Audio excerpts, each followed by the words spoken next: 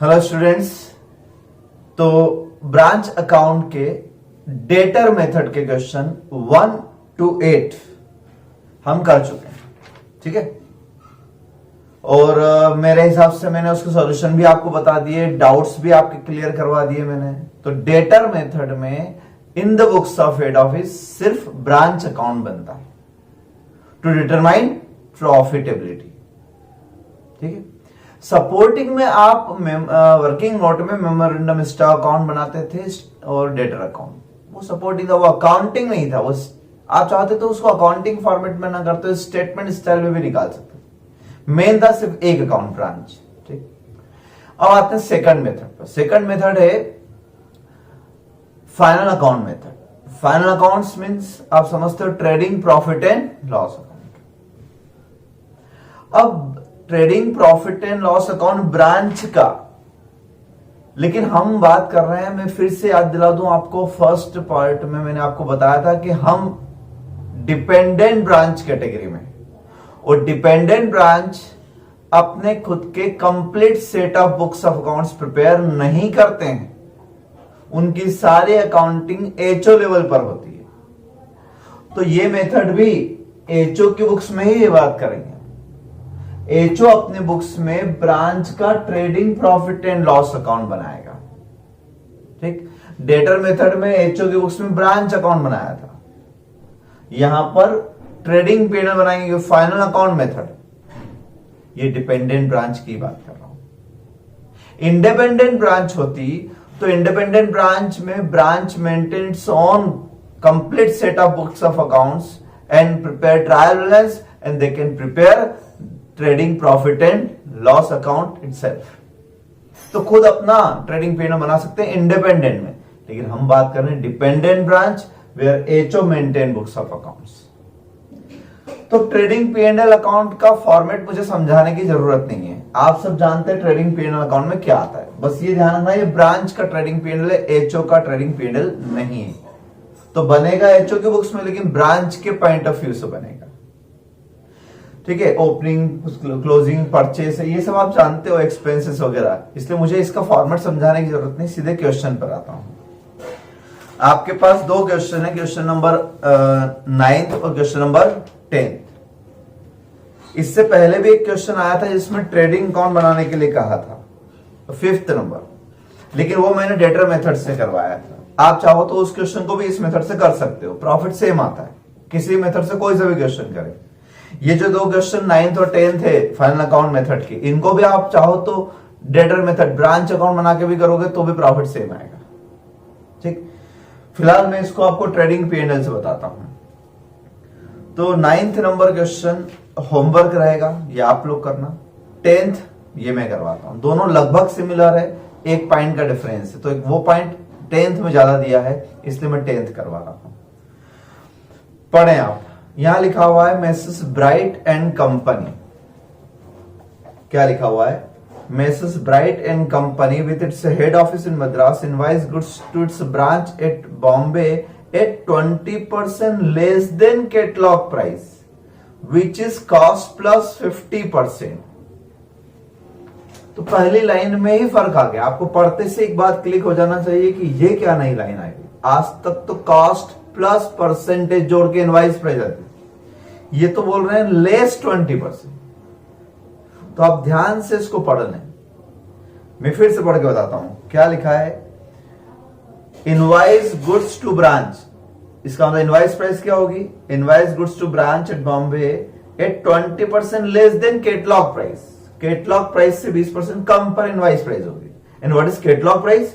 Catalogue price which is cost plus 50%। तो क्यों ना हम इसका एक वर्किंग नोट बना ले पहले। Working note number 1, invoice price, cost, selling price, इन सब का, ठीक है। हालांकि सेलिंग प्राइस एक ही रहती है, बट फिर भी।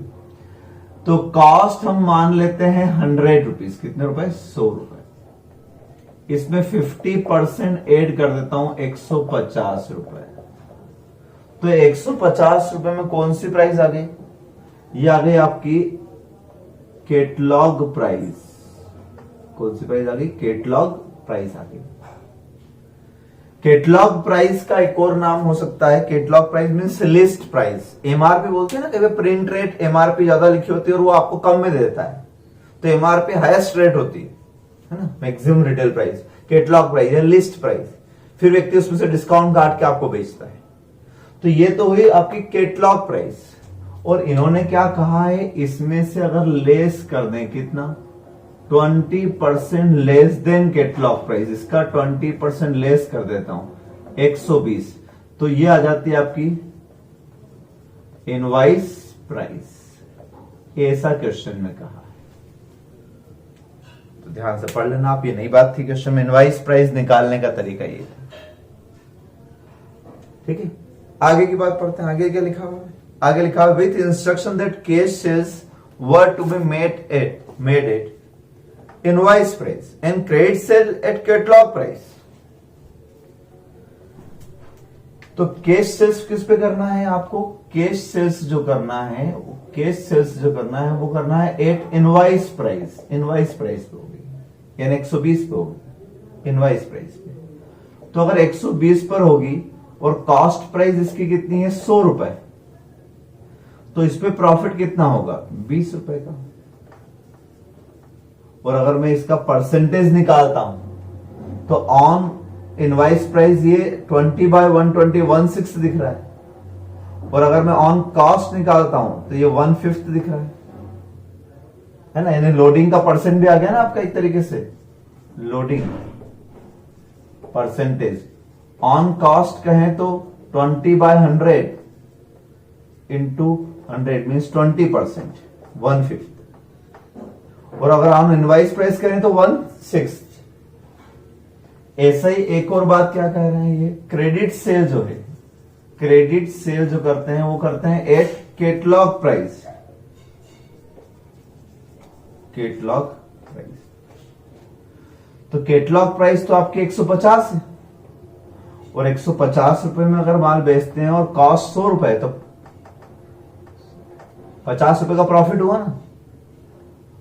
तो credit sale at catalogue price, catalogue price है 150 रुपए पर और कॉस्ट जो है वो 100 रुपए है, तो फिर यहां पर प्रॉफिट जो आएगा वो कितना आएगा 50 रुपए का।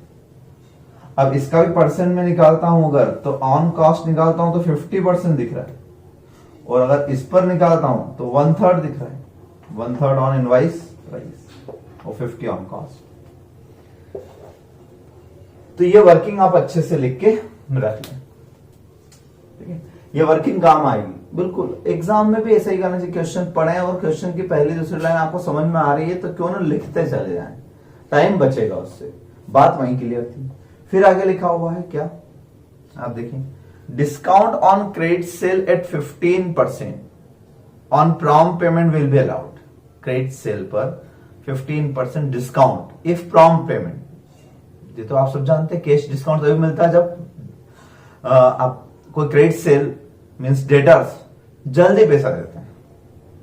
From the following particulars available from branch, prepare branch trading profit and loss account for the year ended 2003 in HO books, head office की बुक्स में। इसका मतलब ये डिपेंडेंट ब्रांच है, इसीलिए तो एचओ की बुक्स में अकाउंट पूछ रहे हैं। So far as show the actual profit loss for the year 2002-03, तो 31 मार्च 2003 के लिए हम बात कर रहे हैं, ठीक है। अब 1 बाय 1 देखते हैं। अच्छा, अब एक बात बता दूं आपको, ट्रेडिंग अकाउंट जब हम बनाते हैं तो ट्रेडिंग अकाउंट में तो हमेशा ही कॉस्ट प्राइस आती है, अब इनवाइस प्राइस का झंझट होना ही नहीं चाहिए। अब आप ऐसा नहीं कर सकते कि इधर इनवाइस प्राइस लिख दो और इसकी लोडिंग इधर रिवर्स कर दो, अब ऐसा नहीं। ट्रेडिंग अकाउंट तो ऑलवेज, ट्रेडिंग अकाउंट का तो नॉर्मल कंसेप्ट ही क्या है आज तक, opening stock, closing stock, purchase, हम कॉस्ट प्राइस पे लिखते हैं, तो यहां तो कॉस्ट पे ही लिखना पड़ेगा आपको। फिर लास्ट में लिखा हुआ आखिरी paragraph, it was reported that a part of stock of branch was lost by fire during the year whose value is to be ascertain. ढंग से पढ़ा करो क्वेश्चन, मैंने हमेशा कहा, रीडिंग पे हमेशा जोर दिया मैंने। ये इन्होंने हिंट दे दी कि लॉस बाय फायर कुछ है during the year, but amount पता नहीं। Value is to be ascertain, to be word जहां जाता है इसका मतलब विल बी, यानी करना है, असर्टेन करना है, कितना पता नहीं। इसका मतलब आप समझ जाओ, ये हिंट है कि कहीं ना कहीं मिसिंग आएगा, लॉस ऑफ स्टॉक निकालना है आपको। And provision should be made for discount, provision should be made for discount to be allowed to debtors on 31st March. तो ये तो आपने ट्रेडिंग P&L बैलेंस शीट वाला क्वेश्चन कई बार नहीं किया होगा। बेड डेट्स प्रोविजन कई बार बनाया होगा, ठीक है। जितना डिस्काउंट दे चुके हो ठीक है, जो बचा हुआ डिस्काउंट उसके लिए प्रोविजन बनाते हैं। तो provision is to be made, word लिखा है, टू बी करना है। किस पर करना है? On debtors as on 31st March, जो भी ईयर एंड में डेटर्स बचेंगे उस पर। On the basis of years trend of prompt payment, underline कर लेना, स्टार बना लेना और डी लिख लेना, ठीक। इसी लाइन के लिए मैं क्वेश्चन करवा रहा हूं। चलिए इस लाइन को छोड़ के बाकी पूरा करते हैं। हमेशा मैंने कहा एग्जाम में भी आप पहले इजी पार्ट किया करो। तो चलिए बात समझ में आ गई, ट्रेडिंग P&L बनाना है, वर्किंग समझ में आ गई। अब हम शुरू हो जाते हैं। Number 1 stock. तो ओपनिंग स्टॉक इस तरफ, ओपनिंग स्टॉक। तो ओपनिंग स्टॉक हमारा है 12,000 इनवाइस प्राइस पर है, यानी ये वाला लोडिंग लगेगा या ये लगेगा? ये लगेगा ना। इनवाइस प्राइस 120 है और कॉस्ट कितनी है? 100 है। तो 20 ऑन कॉस्ट 20/100। लेकिन मेरे पास तो इनवाइस प्राइस है 12,000, तो मुझे कौन सा लोडिंग लेना चाहिए? ये वाला लेना चाहिए ना, 1/6 वाला, ठीक है। 1/6 यानी इनवाइस प्राइस 120 है तो उसका 20 जो है ना 1/6, इसका 1/6 जो है वो लोडिंग है। तो ऐसे यहां पर भी 12,000, या आप इससे नहीं समझ पा रहे हैं तो सिंपल सी बात है कि 12,000 जो है 12,000 वो 120 वाला पार्ट है। वो कौन सा वाला पार्ट है? इनवाइस प्राइस वाला। मैंने हमेशा कहा सिमिलर आइटम डिवाइड करो, और आपको क्या चाहिए? 100 चाहिए तो 100 से इंटू कर दो, ये आ गए 10,000 रुपए। फिर आगे चलते हैं। आगे आपको goods received from head office, branch के पॉइंट ऑफ व्यू से देखें तो ब्रांच के लिए गुड्स रिसीव्ड डेबिट आएगा। इनके लिए ट्रेडिंग अकाउंट बन रहा है, तो ट्रेडिंग अकाउंट मतलब गुड्स अकाउंट, एक तरह से परचेज नहीं लिखते थे अपन, तो इनके लिए एक तरह से परचेज क्या हो गई? जो एचओ से गुड्स आता है वो परचेज है इनके लिए। तो डेबिट वर्ड कम्स इन और सेल इधर, credit word goes out. Goods account एक तरीके से। तो परचेज यानी goods from head office 1,32,000, goods from head office. अब इसमें भी 1,32,000 इनवाइस प्राइस है, उसको भी आप इस तरीके से कन्वर्ट करो, डिवाइड 120 और इंटू 100, तो ये आ जाएगा आपका कितना? 1,10,000। फिर आगे चलते हैं। डेटर्स यहां आते हैं क्या? नहीं आते हैं, तो डेटर्स छोड़ दो। कैश सेल्स क्रेडिट सेल बराबर आती है, यहाँ पे दोनों सेल्स आएगी। सेल्स अकाउंट कैश सेल्स होगी तो भी, क्रेडिट सेल होगी तो भी। ट्रेडिंग अकाउंट के बारे में मुझे ज्यादा कुछ बताने की जरूरत नहीं है आपको। 46,000 नॉर्मल जैसा हम बनाते आए वैसे ही बनाते रहो आप। और क्रेडिट सेल कितनी है? 1,00,000 रुपए, 1,00,000 रुपए, ठीक है। फिर आगे चलते हैं। Cash received from debtors, cash received from debtors के इंटू कैश अकाउंट डेटेड टू डेटर्स अकाउंट। तो कैश में डेटर्स में जाएगा, ट्रेडिंग P&L में कुछ आएगा ही नहीं, नॉमिनल नेचर से रिलेटेड कुछ है ही नहीं, ठीक है। यहां से नॉमिनल अकाउंट आते हैं ना, कुछ है ही नहीं नॉमिनल, इसलिए। फिर आगे चलते हैं। आगे लिखा हुआ है cash discount allowed to debtors. Discount allowed P&L account में आ जाएगा। डिस्काउंट अलाउड कितना? 13,365, 13,365। पूरा आप जैसा नॉर्मल करता है वैसे पूरे क्वेश्चन में जहां जहां एक्सपेंसेस दिखेंगे वो सब लिखना है आपको। उस मेथड में हमने डिस्काउंट छोड़ दिया था, इस मेथड में लेना। उस मेथड में हम पर्सनल अकाउंट बना रहे थे, इस मेथड में हम नॉमिनल अकाउंट बना रहे हैं भाई। तो नॉमिनल नेचर के अकाउंट में नॉमिनल एक्सपेंसेस क्यों नहीं लिखेंगे? फिर आगे एक्सपेंसेस एट ब्रांच। अब एक्सपेंसेस पेड किसी ने भी किए हो, एचओ ने किए हो या ब्रांच ने खुद ने किए हो, हुए तो ब्रांच के लिए ना। तो expenses, branch expenses whether paid by HO और पेड बाय ब्रांच, हमें तो ब्रांच एक्सपेंडिचर लिखना पड़ेंगे यार। ब्रांच का प्रॉफिट निकाल रहा हूं तो ब्रांच की इनकम, ब्रांच का एक्सपेंसेस तो लिखना पड़ेंगे। कितने हैं? 6,000, 6,000 रुपए। आगे चलते हैं। Remittance to HO. Remittance to HO की एंट्री क्या हो गई? हमें एचओ है, हमारे पास पैसा आया ब्रांच से, तो cash account debited to branch account, credit the giver. इसमें ट्रेडिंग अकाउंट को बोल देंगे। फिर आगे देखो डेटर्स क्लोजिंग, ये भी डेटर्स क्लोजिंग यहाँ आते हैं क्या? नहीं आते। और बैलेंस शीट क्यों नहीं बनाना? क्योंकि बैलेंस शीट तब बन पाएगी जब पूरा ट्रायल बैलेंस होता। तो पूरा ट्रायल बैलेंस हो ही नहीं सकता क्योंकि ये डिपेंडेंट ब्रांच है, कंप्लीट सेट ऑफ अकाउंट्स रखते ही नहीं है, इसलिए हमें सिर्फ ट्रेडिंग पीरियड के आइटम ढूंढना है बस, बाकी छोड़ते गए। कैश इन हैंड 31 मार्च को, कैश इन हैंड नहीं आता है क्या? नहीं आता है। और स्टॉक 31 मार्च को 15,000 स्टॉक आता है, बराबर लिखेंगे स्टॉक, क्लोजिंग स्टॉक। अब क्लोजिंग स्टॉक भी आप कन्वर्ट कर लें, कितना है स्टॉक्स? 15,000 है। ये भी इनवाइस प्राइस पे डिवाइडेड बाय 120 और इनटू 100 यानी 12,500। ये तो हुई अपने 1 by 1 साइड पॉइंट। अब नीचे लिखा था it was reported that part of stock branch destroyed by fire and value to be ascertain, यानी कुछ ना कुछ लॉस बाय फायर तो है। तो लॉस बाय फायर किस तरफ आएगा? क्रेडिट साइड में, लॉस बाय फायर। और अगर इसका इंश्योरेंस ना हो तो आपको पता होगा ये पूरा लॉस पीएनएल में डेबिट होता था। अगर आपको लॉस की एंट्री पता होगी तो यहां क्यों लिखते थे? क्रेडिट और गुड्स गया, इसलिए इस गुड्स में से इतना बेच दिया, इतना बच गया और इतना डिस्ट्रॉयड हो गया, तो debit ward comes in, credit ward goes out, इस कारण से लिखते थे। और इसमें से अगर इंश्योरेंस क्लेम आ रहा होता तो वो माइनस करके बाकी बचा इररिकवरेबल अमाउंट, लॉस, तो लॉस बाय फायर यहां पर।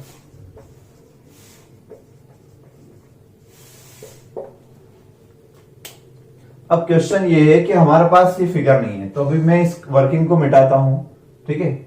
इस वर्किंग में आप ये याद रख लेना कि कैश सेल्स में प्रॉफिट कितना है? 20 रुपए का प्रॉफिट है, 120 रुपए पे 20 रुपए का प्रॉफिट है। और क्रेडिट सेल में 50 रुपए का प्रॉफिट है, 150 में बेचेंगे तो 50 रुपए का प्रॉफिट होगा, ये ध्यान रखना आप।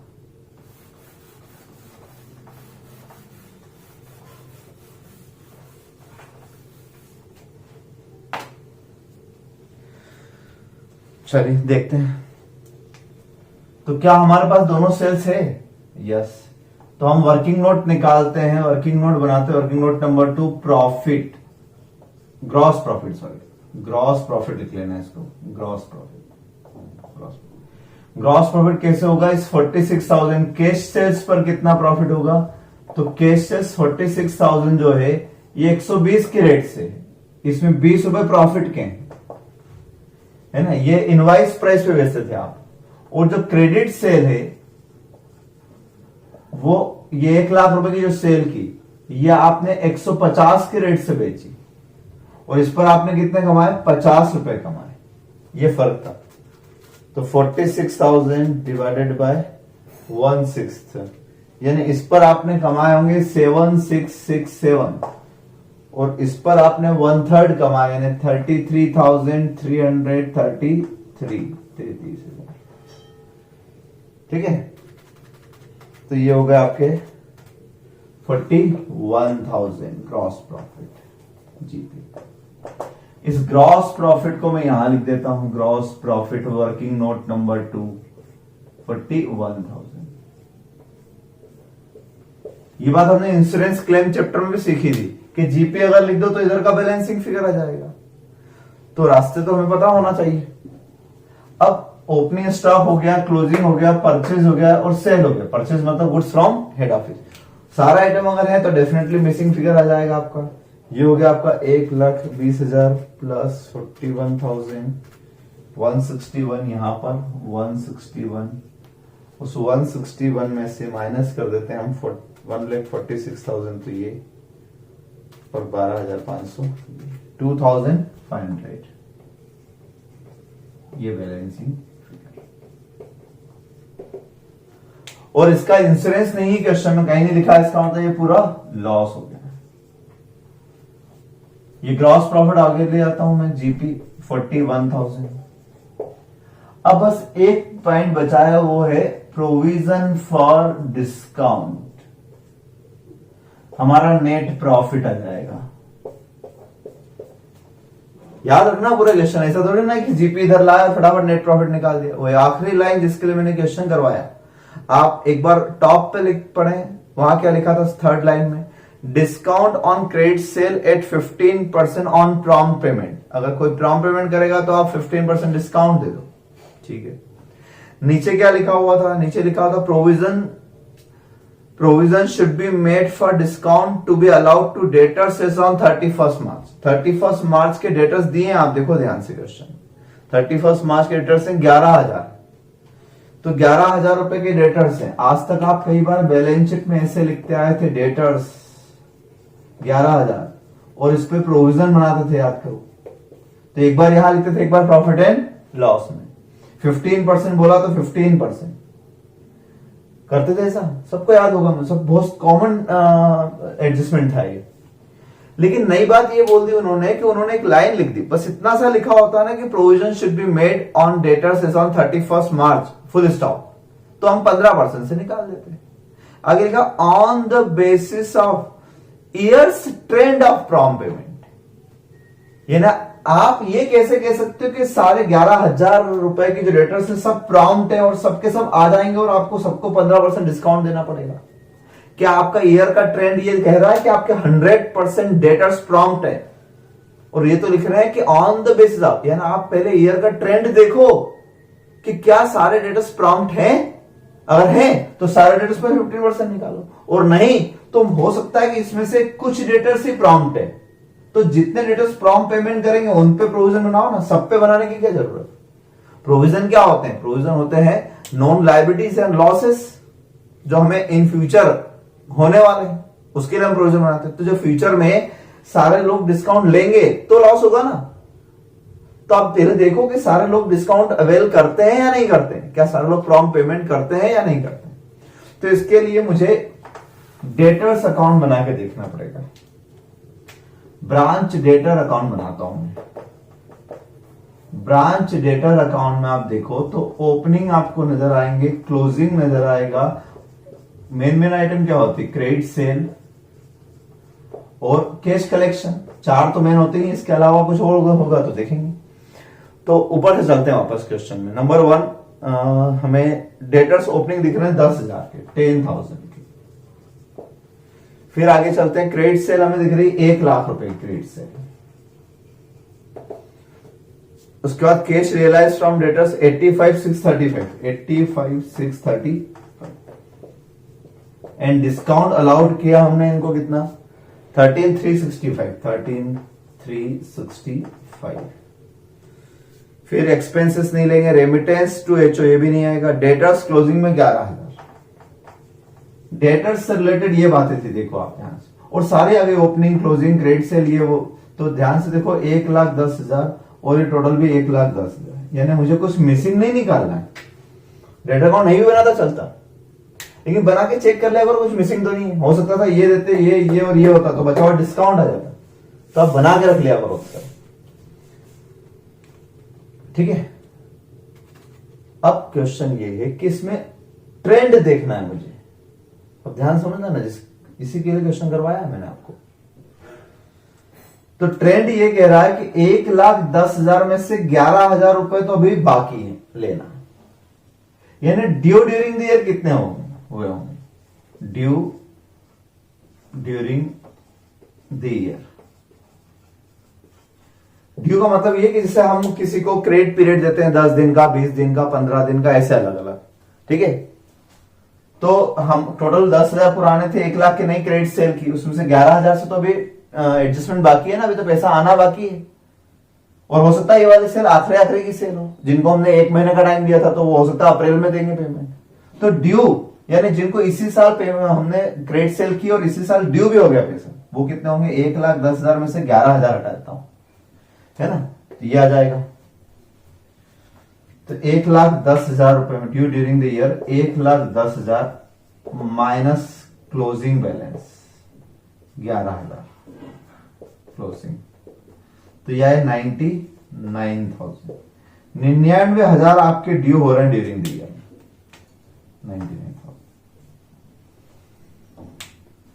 99,000 ड्यू हुए, या यूं कह सकता हूं कि 99,000 का पैसा आ गया। आप देखो इसको टोटल लगाओगे तो 99,000 आएगा। 99,000 रुपए आए आपकी जेब में, आए 99,000। क्या इन सबने प्रॉम्प्ट पेमेंट किया था? अगर सबने प्रॉम्प्ट पेमेंट किया होता तो 99,000 का 15% आप निकाल के देखो, क्या ये डिस्काउंट आ रहा है? नहीं आ रहा है। तो हमें कैसे पता लगे कि इसमें से कितने लोगों ने प्रॉम्प्ट पेमेंट किया, इसमें से कितने लोगों ने प्रॉम्प्ट पेमेंट किया, तो वो हम कहां से ला सकते हैं, इस डिस्काउंट से ला सकते हैं ना। डिस्काउंट उन्हीं को मिला होगा जिन्होंने प्रॉम्प्ट पेमेंट किया होगा। ये ऊपर की वर्किंग लिख ली होगी आपने, मैं हटा देता हूं इसको वर्किंग को।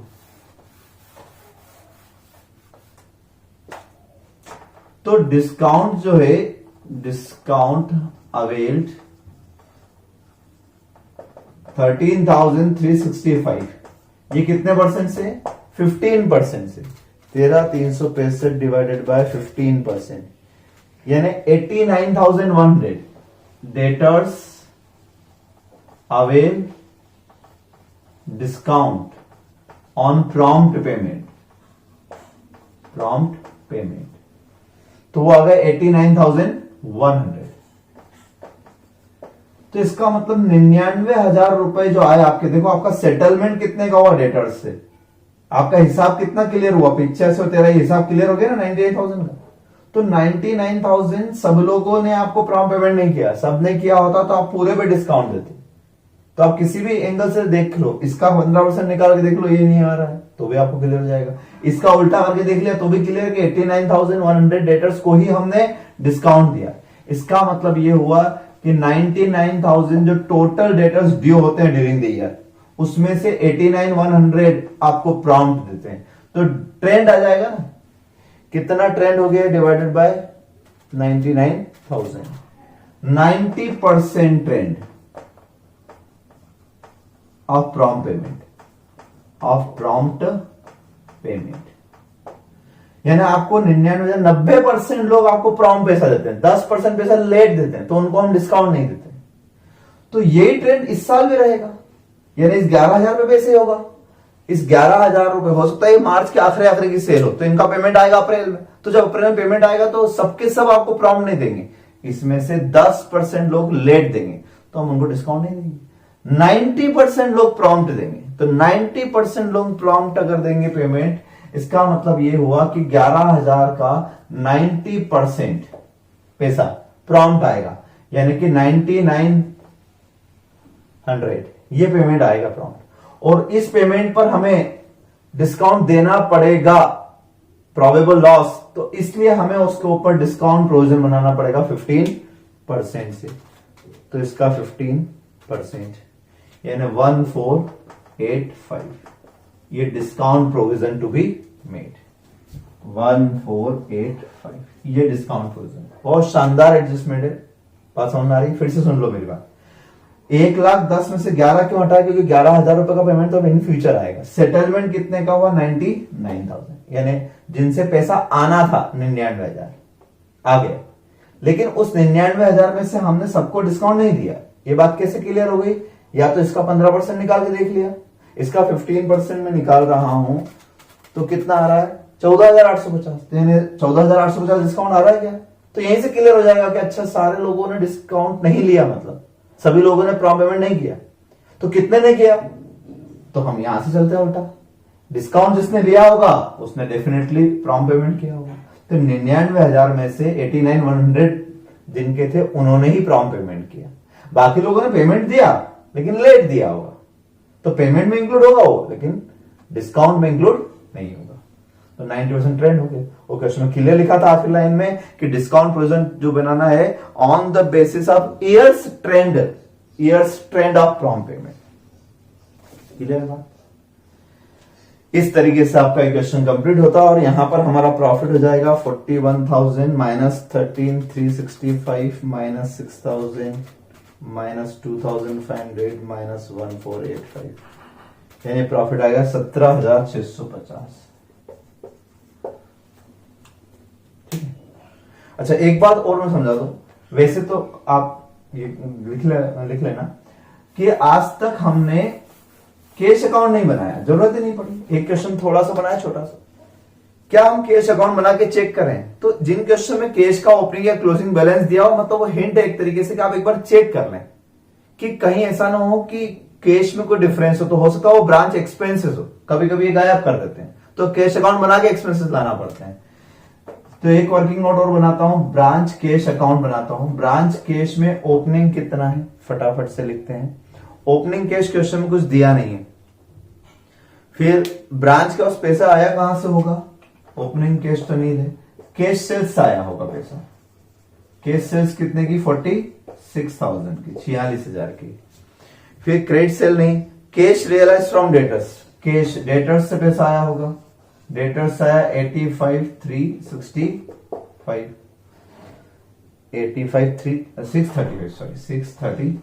ये डेटर्स आया। डिस्काउंट की कोई एंट्री नहीं। एक्सपेंसेस एट ब्रांच 6,000 के एक्सपेंसेस हो गए इनके, 6,000 रुपए के। उसके बाद रेमिटेंस टू एचओ, इन्होंने 1,20,000 एचओ को रेमिट कर दिया, 1,20,000, 1,20,000 एचओ को रेमिट कर दिया। फिर डेटर्स नहीं, cash in hand 5,000, closing balance 5,635 रुपए। ठीक, अब आप जरा एक बार टेली करके देख लें, 635 131 और यहां पर 635, ठीक है, ये हो गया, बराबर मैच है।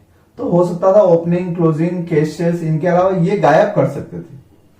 तो आप भी एक बार इसको चेक कर लिया करें, क्योंकि क्लोजिंग बैलेंस दिया, कैश का क्लोजिंग बैलेंस दिया है, इसका मतलब हो सकता है कुछ गड़बड़, वरना कैश अकाउंट की तो कोई जरूरत नहीं थी और बैलेंस शीट बनाने के लिए तो बोला नहीं, फिर कैश बैलेंस क्यों दिया, ये आपको क्वेश्चन मार्क उठना चाहिए। तो बना के देख लेना। तो इस क्वेश्चन में डेटर अकाउंट भी मैच हो गया, कैश अकाउंट मैच हो गया, बट आपको टेली करके देखना इसलिए पड़ेगा क्योंकि कहीं कोई मिसिंग हुआ तो वो वहां से वो एक्सपेंसेस या वो लॉस यहां लाए बिना पीएन अकाउंट कंप्लीट नहीं होगा। क्लियर? तो 9th क्वेश्चन, एक ही क्वेश्चन आप होमवर्क में करें।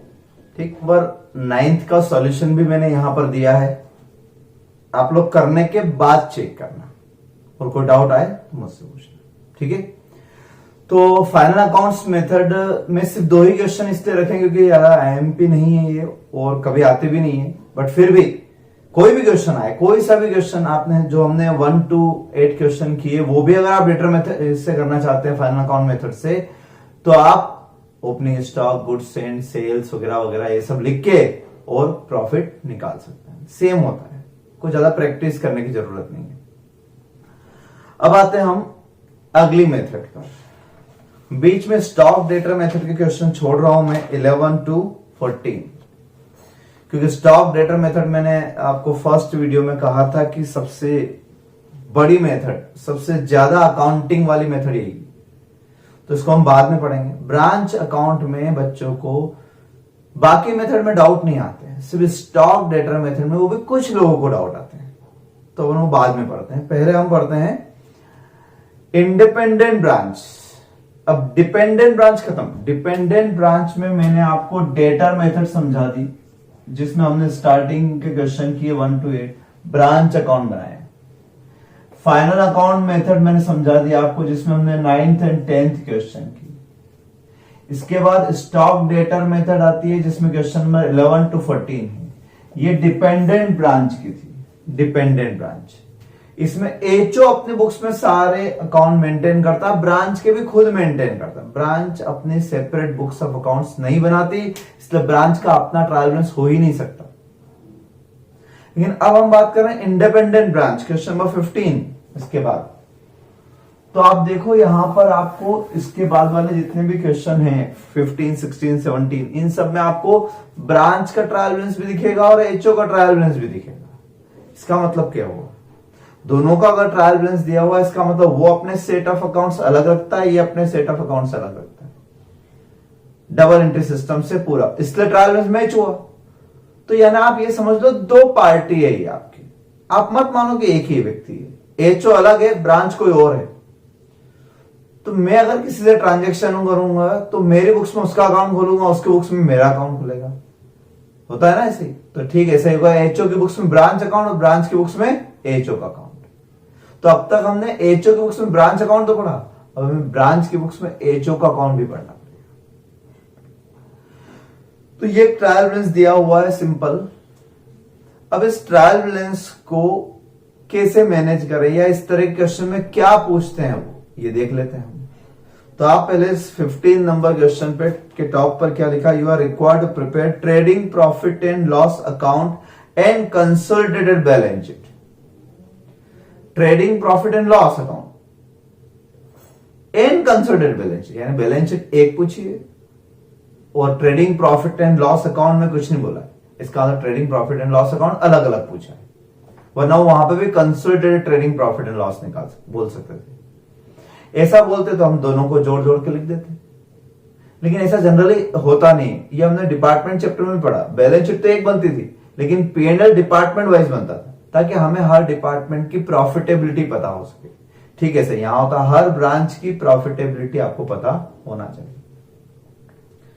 फिर क्या लिखा हुआ आगे, give journal entries for incorporation of Delhi branch accounts in HO books and show the branch account in HO books after incorporating therein the assets and liabilities. तो ये इनकॉर्पोरेशन वर्ड आता है, इनकॉर्पोरेट कर देने का मतलब होता है ब्रांच के ट्रायल बैलेंस को मिक्स कर दें, मिला दें, किसमें, एचओ, तभी तो ओवरऑल बैलेंस शीट बन पाएगी। ओवरऑल आपको कैसे, कंपनी है रिलायंस वगैरह, ये जितनी भी कंपनी है ये सब अपनी बैलेंस शीट कैसे देती होगी, क्या एक डिवीजन की देती होगी, डेफिनेटली सारे डिपार्टमेंट सारी ब्रांचेस की, इवन ये तो सब्सिडरी भी मिला के टोटल कंसोलिडेटेड बैलेंस शीट भी प्रेजेंट करती है, तभी तो ओवरऑल बिजनेस का पता लगेगा। तो यहां पर आपको दो तरीके बताता हूं, इनकॉर्पोरेशन के वर्ड सुन लेना, क्या बोल रहा हूं मैं, incorporation of branch trial balance into HO books. दो तरीके, स्टडी मटेरियल का एक पैराग्राफ है, ये मैंने आपको यहां पर दिया है। इस पैराग्राफ को आप ढंग से पढ़ के देख लेना, यहां अगर नहीं भी दिख रहा है तो आप पढ़ के देखना, स्टडी मटेरियल का वही पैराग्राफ है, इसमें क्लियर कट आपको ये लिखा हुआ मिलेगा कि दो तरीके होते हैं। एक तरीका तो ये होता है कि आप जब दोनों अकाउंट अलग अलग है, दोनों का ट्रायल बैलेंस अलग अलग है, तो दोनों का पीएनएल अलग अलग बनाओ और दोनों की बैलेंस शीट भी अलग अलग बनाओ, बाद में दोनों बैलेंस शीट को मिक्स कर दो। ठीक है ना, दोनों का प्रॉफिट एंड लॉस अकाउंट भी बने अलग, ब्रांच का अलग बने, एचओ का अलग बने, दोनों की बैलेंस शीट भी अलग अलग बने, ब्रांच की अलग बने, एचओ की अलग बने। ठीक, ब्रांच का पीएनएल बन के सीधे क्या आ जाए, नेट प्रॉफिट, तो वो नेट प्रॉफिट हम एचओ में मिला देते हैं, तो एचओ का नेट प्रॉफिट और यहां का नेट प्रॉफिट मिलके कंसोलिडेटेड प्रॉफिट आ जाएगा। तो हमें एक एक item, purchase, sale, expenses, depression, ऐसे बहुत सारे खर्चे होते हैं ना पीएनएल अकाउंट, सब इनकॉर्पोरेट नहीं करना पड़ेंगे, सिर्फ एक फिगर से काम हो जाएगा, प्रॉफिट ले आओ बस। वो प्रॉफिट में ऑटोमेटिकली उस प्रॉफिट को लाने का मतलब क्या हो, सारे इनकम भी आ गई, सारे एक्सपेंसेस भी आ गए, नेट रिजल्ट आ गया। ठीक, ऐसे इधर ब्रांच की बैलेंस शीट में असेट्स भी होगी और लायबिलिटीज भी होगी, तो असेट भी इधर ले आओ और लायबिलिटीज भी इधर ले आओ, तो एचओ की बैलेंस शीट बन जाएगी। एचओ की अपनी असेट भी होगी, उसमें असेट मिक्स हो जाएगी, लायबिलिटी में लायबिलिटी मिक्स हो जाएगी, एक कंसोलिडेटेड बैलेंस शीट बन जाएगी। एक तरीका ये होता है, first method, where branch trading profit and loss account and branch balance sheet is separately prepared. In that case, only net profit of branch incorporated into HO books. No need to incorporate individual nominal account like salary account, expenses account, income account, sales account, or any other account. Only net profit is to be incorporated. तो तीन entry बताऊंगा मैं आपको, भी लिखवाऊंगा, एक entry इसकी, एक entry इसकी, एक एंट्री इसकी। ठीक, तो ये फर्स्ट मेथड हो गई। आप अपनी कॉपी में अगर सिस्टमेटिक लिखना चाहें तो क्या लिख सकते हैं, ठीक है, where separate trading profit and loss account and separate balance sheet is to be prepare. In that case only net profit of branch incorporated into HO books. So the journal entry for incorporation will be as under. तो in HO books, HO की books में incorporation entry क्या हो जाएगी, number 1 हो जाएगी आपकी, आप उनका सीधा प्रॉफिट उठा के ले आए बस एचओ की बुक्स में। तो प्रॉफिट लाने की एंट्री, प्रॉफिट किधर आता है, जनरल पीएनएल के क्रेडिट साइड में। ठीक है, जनरल पीएनएल के क्रेडिट में, और लेना किससे आपको इसको, ब्रांच अकाउंट से। तो ब्रांच अकाउंट, तो ब्रांच का पर्सनल अकाउंट डेबिट कर दिया, इससे आपको इतना प्रॉफिट लेना है, और अपने जनरल पीएनएल में क्रेडिट कर दिया। ये हो गया being incorporation, incorporation of branch profit. Loss होगी तो रिवर्स एंट्री कर दें, लॉस जनरल पी में डेबिट हो गया और ब्रांच में क्रेडिट। एक एंट्री प्रॉफिट की होगी, एक एंट्री असेट लाने की करते हैं, तो ब्रांच असेट एचओ के बुक्स में आएगी तो asset debit what comes in, branch assets account debited, branch assets account debited, जो भी नाम होगा, branch stock, branch debtors, branch cash, सब इस क्वेश्चन में समझेंगे अभी में। और अपोजिट साइड में क्या लिख देना आपको, ब्रांच अकाउंट। ये क्या हो गया, इसकी नरेशन क्या लिखोगे, being incorporation of branch asset. और तीसरी एंट्री लायबिलिटी की, तो लायबिलिटी में क्या होगा, ब्रांच अकाउंट डेबिट हो जाएगा, branch account debited to branch liability account, being incorporation of liabilities. तो फर्स्ट मेथड में where separate profit and loss account for each HO and branch and separate balance sheet for each HO and branch is to be prepared, then only profit। अब आप बताओ, मैंने यहाँ salary account, rent account, sales account, purchase account, stock account, ये सब कुछ लाया मैं नहीं लाया, क्योंकि उन सबका रिजल्टेंट फिगर क्या था, प्रॉफिट। तो ट्रेडिंग पीरियड की आइटम छोड़ दी, सिर्फ एक फिगर लेना। असेट पूरी लाया, असेट 10 भी होगी तो 10 लिखूंगा, लायबिलिटी 10 भी होगी तो 10 बार लिखूंगा, ठीक है। तो 3 एंट्री में काम हो जाता है, ये एक तरीका वो। और ये क्वेश्चन नंबर 15 जो है, 15 नंबर क्वेश्चन जो है, मैं इसी से बताऊंगा आपको भी। अब आते हैं उसी पैराग्राफ को, आप ध्यान से पढ़ें, सेकंड पैराग्राफ में क्या लिखा हुआ है, वहीं पर सेकंड पैराग्राफ में। सेकंड पैराग्राफ में ये है, और आप अपनी कॉपी में लिख सकते हो, case number 2, when no separate trading P&L account prepare for branch, ठीक है, no separate trading P&L account prepared for branch, consolidated trading P&L account prepared in HO books, then each and every item in branch trial balance should be incorporated into HO books. In that case the journal entry will be, so if individual items of branch trial balance is to be incorporated,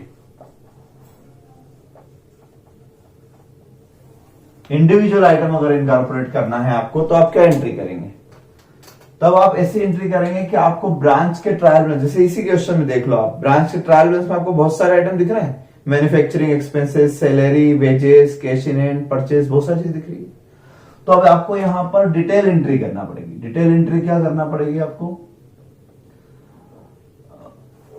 दोनों की books में, इन HO की books में क्या होगी और इन branch books क्या होगी। तो ब्रांच की बुक्स में अकाउंट खुले हुए हैं ना, जितने भी एक्सपेंडिचर अकाउंट होंगे, मैन्युफैक्चरिंग एक्सपेंसेस, वो डेबिट में खुला होगा, उसको बंद करना है आपको, तो क्या करना पड़ेगा आपको, क्रेडिट। तो मैन्युफैक्चरिंग एक्सपेंसेस अकाउंट खुला हुआ है, रेंट अकाउंट खुला हुआ है, सैलरी अकाउंट खुला हुआ होगा, salary and wages account, salary account खुला हुआ है, सैलरी, वेजेस, परचेज एक्सेट्रा। तो ऐसे इंडिविजुअल एक आइटम जो उसके उस बुक्स में डेबिट खुले उनको क्रेडिट करना पड़ेगा, और इन सबको ट्रांसफर करना पड़ेगा ब्रांच की बुक्स में। इन ब्रांच बुक्स किसका अकाउंट बनेगा, एचओ का अकाउंट, तो एचओ के अकाउंट में ट्रांसफर करना पड़ेगा,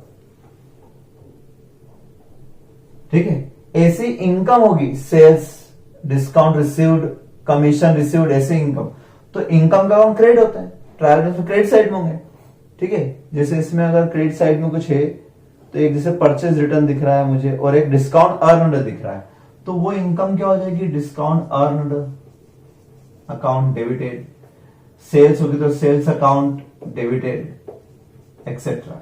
ऐसे जितने भी अकाउंट है उन सबको हम कहां पहुंचा देंगे, एचओ के अकाउंट।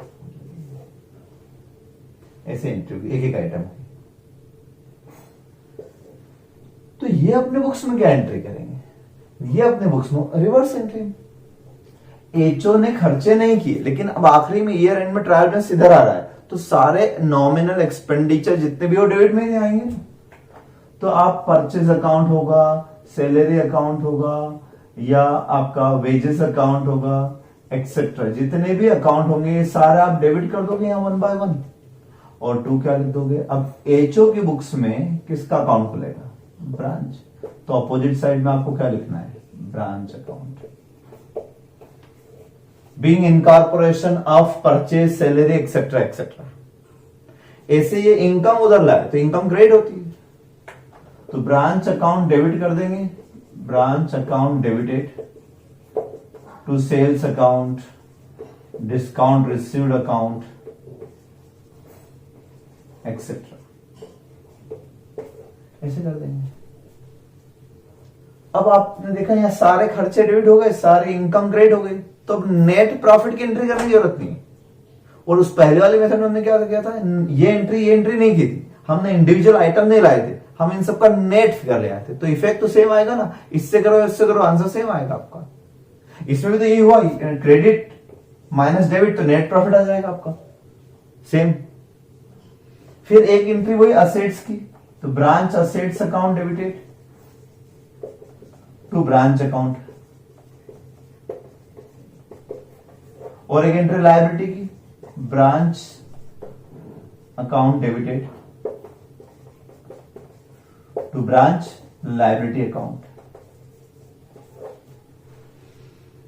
ठीक है, ये क्या करेगा, अपने असेट्स को दे रहा है, एक्चुअली नहीं दे रहा है, ये सिर्फ 31 मार्च के क्लोजिंग करने के लिए, 1 अप्रैल के दिन वापस एंट्री रिवर्स हो जाती है, तो बुक्स में से एंट्री हट नहीं रही, एसेट बेच नहीं रहे, सिर्फ कंसोलिडेशन करने के लिए ये अपने एसेट मान लो ट्रांसफर करेगा, तो डेबिट द रिसीवर किसको ट्रांसफर करेगा, एचओ को, तो HO account debited to assets account, इसकी बुक्स में जितने भी असेट्स अकाउंट खुले होंगे वो इनको ट्रांसफर कर देगा। फिर लायबिलिटीज, तो liability account debited to HO account. तो इस तरीके से इसका ट्रायल बैलेंस में आप देखो, ट्रायल बैलेंस में 4 आइटम रहती है, डेबिट साइड में क्या रहता है, या तो असेट्स रहती है या एक्सपेंडिचर रहते हैं, तो एक्सपेंडिचर भी ट्रांसफर होगा, एसेट्स भी ट्रांसफर होगा, ये एक्सपेंडिचर भी ट्रांसफर होगा, एसेट भी ट्रांसफर। क्रेडिट साइड में क्या रहता है, या तो लायबिलिटी रहती है या इनकम रहती है, तो इनकम भी ट्रांसफर और लायबिलिटी। ये अपने पूरा ट्रायल बैलेंस एचओ को ट्रांसफर कर रहा है, वो अपना उसका ट्रायल बैलेंस पूरा ब्रांच के अकाउंट में ला रहा है, तो अपोजिट में आपको क्या लिखना है, ब्रांच ब्रांच ब्रांच ब्रांच। इतनी सी बात ध्यान रखो, बहुत इजी बाइंड है। तो जब डिटेल हो, अब ये कैसे पता लगेगा कि क्वेश्चन में ऐसा लिखा, तो लिखेंगे क्लियर क्वेश्चन में। जैसे इस क्वेश्चन में आपने देखा 15 में आखिरी लाइन में क्या लिखा हुआ था, फर्स्ट पैराग्राफ के आखिर में, incorporating therein the assets and liabilities, यानी आपको एंट्री किसकी करना है, असेट की और लायबिलिटी की, तो शॉर्टकट एंट्री, इनकी डिटेल एंट्री नहीं करना है। इसीलिए उन्होंने आपको स्टार्टिंग में you are required to prepare trading profit and loss account and consolidated balance sheet. Balance sheet एक बनाने के लिए कहा है, क्योंकि सारे एसेट आ जाएगी, सारी लायबिलिटी आ जाएगी, लेकिन ट्रेडिंग पीएनएल कंसोलिडेट के लिए नहीं कहा है, इसलिए ट्रेडिंग पीएनएल की अलग अलग एंट्री मत करो, ट्रेडिंग अलग बना लो, ब्रांच का एचओ का अलग बना लो, सीधे नेट प्रॉफिट इनकॉर्पोरेट कर दो। तो 99% आपको यही करना है कि सिर्फ प्रॉफिट की एंट्री करना है। ये डिटेल एंट्री मैंने समझा जरूर दी है, लेकिन एक्चुअली कहीं इसका क्वेश्चन आपको स्टडी मटेरियल में एक आध क्वेश्चन मिलेगा बस, अदरवाइज कहीं नहीं आएगा। क्लियर है बात? चलिए करते हैं क्वेश्चन नंबर 15 पर आते हैं। अब आपको करना ये इस क्वेश्चन में 15 नंबर क्वेश्चन में, you are required to prepare trading profit and loss account and balance sheet. मैं क्या करके समझाता हूं, पहले ट्रेडिंग पीएनएल अकाउंट की। तो ट्रेडिंग पीएनएल अकाउंट वैसे आपका होमवर्क रहेगा, करना कैसे है आपको, लाइव क्लास में भी ये क्वेश्चन हमेशा मैंने होमवर्क दिया। क्यों दिया, क्योंकि इस क्वेश्चन में आप देखो ट्रायल बैलेंस बना हुआ है और पीछे आपको सिर्फ इतना सा एडजस्टमेंट है कि क्लोजिंग स्टॉक 40,000 और 30,000 है, and depreciation 20% and 15%, rent outstanding 500 for branch. तो ये तो क्वेश्चन आपने 11th क्लास में कर लिए थे कि ट्रायल बैलेंस दिया हो और नीचे क्लोजिंग स्टॉक आउटस्टैंडिंग वगैरह दिया होता है, तो क्या होता है, एडजस्टमेंट के डबल इफेक्ट और ट्रायल बैलेंस के आइटम का एक एक इफेक्ट, तो आपने बहुत पहले कर चुके हो। तो इसलिए मुझे यहाँ ट्रेडिंग पीएनएल अकाउंट बनाने की जरूरत नहीं है, बस मैं आपको बता देता हूं कि आपको बनाना कैसे, trading profit and loss account for the year ended वगैरह। अब आप कॉलम फॉर्म में बना लेंगे, यानी एक कॉलम आपका ट्रायल बैलेंस में पहला कॉलम एचओ का है तो एचओ और ब्रांच का हो जाएगा, और ऐसे क्रेडिट साइड में भी एक कॉलम एचओ का और एक ब्रांच का हो जाएगा आपका। अब 1 बाय 1 आप लिखते चले जाओगे। Manufacturing expenses debit, salary debit, wages debit, cash in hand cash in balance sheet में जाएगा। तो बैलेंस शीट भी आप अगर इसके साथ में बनाना चाहते हैं तो एक पेज पर ये बना लें और अगले पेज पर बैलेंस शीट, लेकिन बैलेंस शीट में डबल कॉलम नहीं, बैलेंस शीट कंसोलिडेटेड बननी है, एक ही कॉलम। वहां दोनों का कैश मिला के लिख देंगे 10 और 2 12,000। परचेजेस लिख देंगे, कैपिटल सिर्फ एचओ के कॉलम में दी तो बैलेंस शीट में जाएगी। Goods received from head office, goods received from head office जिस कॉलम में लिखा वही लिखना। ब्रांच के कॉलम में लिखा है तो ब्रांच अपने बुक्स में कितना लिख देगा 15,000 goods received. Rent debit, expenses debit, sales credit, goods send to branch. HO ने गुड्स सेंड किया तो गुड्स सेंड टू ब्रांच, तो ये सेंड करेगा इसके क्रेडिट में और ये रिसीवर डेबिट में। सिंपल वही कंसेप्ट डिपार्टमेंट में भी करते थे हम इस तरीके से, एक डिपार्टमेंट से दूसरे डिपार्टमेंट में ट्रांसफर। तो समझ लो ये 2 डिपार्टमेंट है। फिर आगे परचेज रिटर्न। अब परचेज रिटर्न आप या तो यहां से माइनस कर रहे हैं या फिर अपोजिट साइड में लिख दें, इफेक्ट सेम आएगा। Opening stock, discount earn, machinery head office branch, तो ये तो असेट्स अकाउंट में जाएगी, मतलब बैलेंस शीट में जाएगी। और बैलेंस शीट एक ही बनेगी इसलिए वहां एच और ब्रांच दोनों के असेट्स मिला के लिख देंगे। उस पर क्या लगाना है डेप्रिसिएशन। डेप्रिसिएशन कितना लगाना है आपको 20% एंड 15%, ठीक है। तो डेप्रिसिएशन आप असेट्स में से माइनस करोगे, जैसे एचओ की असेट्स आपकी 1.5 लाख रुपए की है, एचओ की असेट्स 1.5 लाख रुपए की, और ब्रांच की असेट्स कितने की, ब्रांच की मशीनरी है इनकी आपकी 50,000 रुपए की। तो बैलेंस शीट में तो आप इकट्ठा 2 लाख रुपए पे लगा सकते हो। कितने परसेंट डेप्रिसिएशन है, प्लांट एंड मशीनरी 20%, तो 20% इस पे 20% देखा जाए तो 30,000 यानी 1,20,000 बाहर। इस पर 20% देखा जाए तो 10,000, तो 40,000।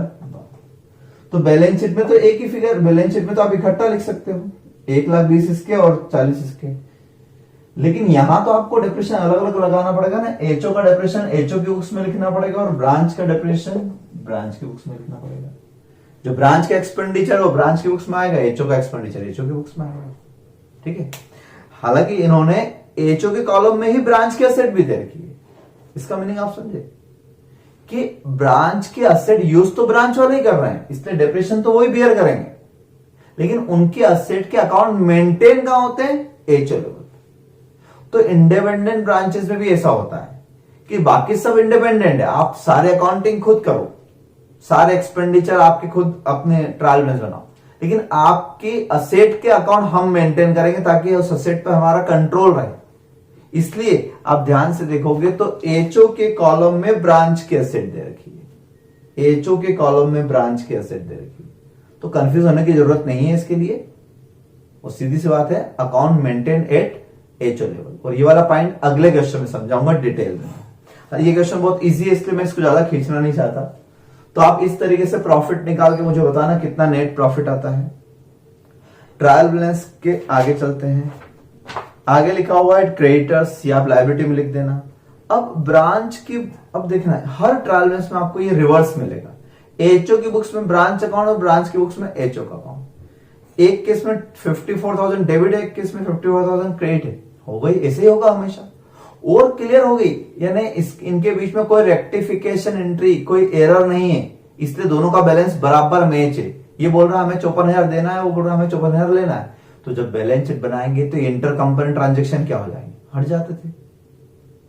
एक ही तो बैलेंस शीट बना रहे हैं, एचओ की भी वही, ब्रांच की भी वही, तो वही 54,000 डेबिट में और वही 54,000 क्रेडिट में, दोनों कैसे लिखोगे आप, तो दोनों क्या हो जाएंगे, क्रॉस। इसलिए क्वेश्चन इजी है।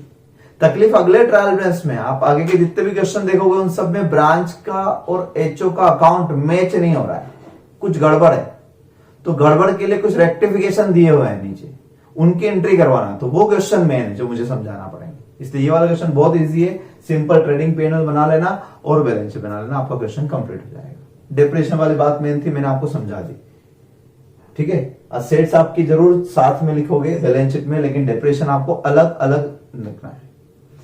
रेंट आउटस्टैंडिंग कहां लिखोगे, तो रेंट आउटस्टैंडिंग कहां होते हैं, एड होते हैं। तो ब्रांच का रेंट है, तो ब्रांच का रेंट जितना भी होगा उस रेंट में हम आउटस्टैंडिंग क्या करते हैं, आउटस्टैंडिंग ऐड करते हैं, यहाँ ऐड हो जाएगा और बैलेंस शीट में लायबिलिटी साइड में आ जाएगा। क्लोजिंग स्टॉक की एंट्री एक बार यहां पर होती है क्लोजिंग स्टॉक ट्रेडिंग अकाउंट में, और एक बार बैलेंस शीट, बस। इसके अलावा कुछ भी नहीं है इस क्वेश्चन में। अब इतना करने के बाद लास्ट में, आखिरी में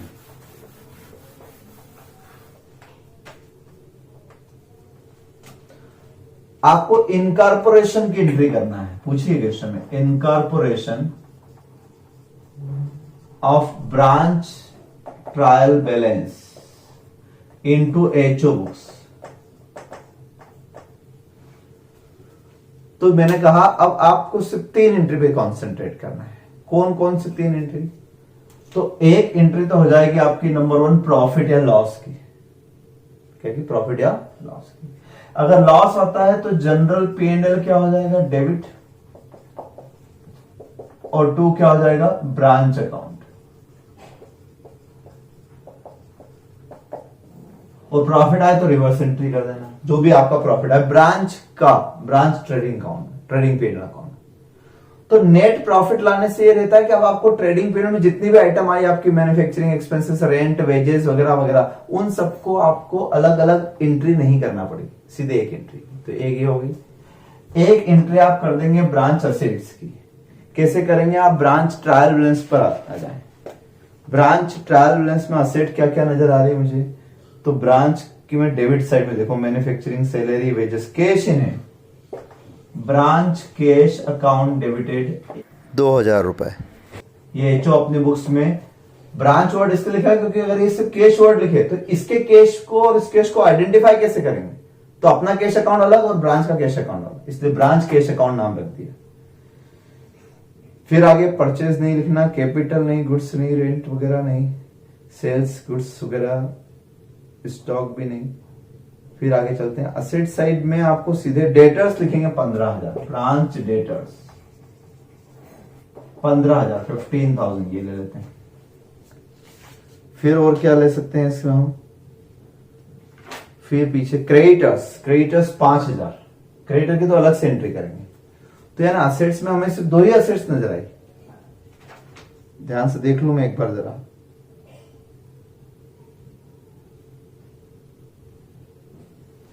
दो ही असेट्स हैं। और तीसरी हो गया आपको क्लोजिंग स्टॉक। ये जरूर ध्यान रखना क्योंकि इसका डबल इफेक्ट रहता है ना, एक बार ट्रेडिंग अकाउंट में आया और एक बार बैलेंस शीट में। तो बैलेंस शीट तो कंसोलिडेट कर रहे हैं, बैलेंस शीट के असेट्स तो ला रहे हैं। तो ब्रांच स्टॉक था आपका कितने का? 30,000 का। ये 3 असेट्स थी, इन तीनों असेट्स को हम किसके अकाउंट में लिख देंगे? ब्रांच अकाउंट में। ठीक है, ये 46,000 being incorporation of branch asset. तीसरी लायबिलिटी की एंट्री। लायबिलिटी क्रेडिट होती है और डेबिट क्या हो जाएगा? Branch account. तो branch account debited. 2 branch creditors. Branch creditors कितने के हैं? ब्रांच क्रेडिटर्स हैं आपके 5,000 के, 5,000 रुपए के ब्रांच क्रेडिटर्स हैं। और ब्रांच में एक आउटस्टैंडिंग रेंट भी है, कितने का? 500 का। एक बार ट्रेडिंग P&L में आया और एक बार बैलेंस शीट में। तो याद भी रखना है एडजस्टमेंट में क्या है ना, ट्रायल बैलेंस में भी क्या है और नीचे भी क्या है। ये सारी असेट लायबिलिटी आपको इनकॉर्पोरेट करना चाहिए, बीइंग इनकॉर्पोरेशन ऑफ लायबिलिटी। तो 3 एंट्री का खेल है बस, ज्यादा कुछ झंझट नहीं। सिर्फ 3 एंट्री आप ध्यान समझ लें, एक प्रॉफिट लॉस की एंट्री, एक असेट्स की एंट्री और एक लायबिलिटी की एंट्री। ठीक है। अब रही बात डेप्रिसिएशन की एंट्री, तो वो मैं आपको अगले वाले वीडियो में बताऊंगा थोड़ी डिटेल में। बाकी आपके लिए बहुत इजी, और सारे क्वेश्चन में ये एंट्री बताऊंगा बार बार। हर क्वेश्चन में मैं 1, 2, 3 एंट्री बताऊंगा तो आपको समझ में आ जाएगी। और इन 3 एंट्री मेरे हिसाब से ऐसा कुछ नहीं है जो ना समझने आने लाए। असेट डेबिट करना तो ब्रांच लिखना है, या लायबिलिटी क्रेडिट करना ब्रांच लिखना है, कोई नई बात नहीं, कोई बहुत बड़ी बात नहीं है। प्रॉफिट की और लॉस की मैंने आपको एंट्री बता दी। तो ये मेथड ज्यादा इजी है उन मेथड से। ठीक, ये वाला क्वेश्चन आप कंप्लीट कर लें। Thank you so much.